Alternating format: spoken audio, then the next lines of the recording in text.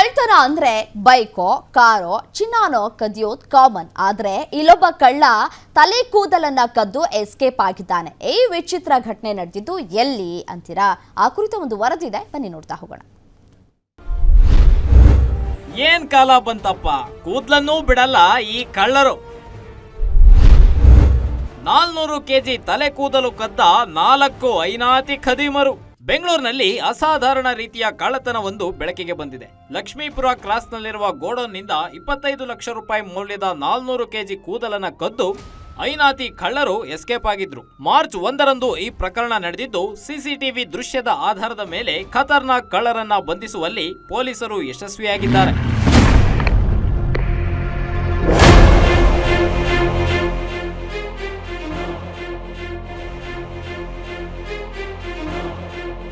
ಗೋದಾಮು ಮಾಲೀಕ ವೆಂಕಟರಮಣ ಸೋಲದೇವನಹಳ್ಳಿ ಪೊಲೀಸ್ ಠಾಣೆಗೆ ದೂರು ನೀಡಿದ ನಂತರ ಪ್ರಕರಣದ ತನಿಖೆ ಆರಂಭಿಸಲಾಯಿತು.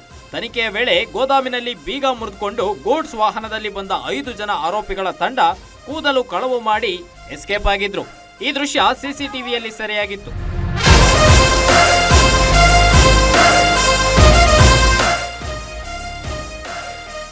ಕೂದಲು ಕಳ್ಳತನದ ಕೇಸ್ ತನಿಖೆಗೆ ವಿಶೇಷ ತಂಡನೆ ರಚನೆ ಮಾಡಿದ ನೆಲಮಂಗಲ ಪೊಲೀಸರು ಸಿಸಿಟಿವಿ ಹಾಗೂ ಇತರೆ ಮಾಹಿತಿ ಕಲೆ ಹಾಕಿ ಆರೋಪಿ ಯಲ್ಲಪ್ಪ ಗಿಲ್ಲರ್ ಎಂಬಾತನನ್ನ ಬಂಧಿಸುವಲ್ಲಿ ಯಶಸ್ವಿಯಾಗಿದ್ದಾರೆ. ಇನ್ನುಳಿದ 4 ಆರೋಪಿಗಳಿಗಾಗಿ ಪೊಲೀಸರು ಬಲೆ ಬೀಸಿದ್ದಾರೆ.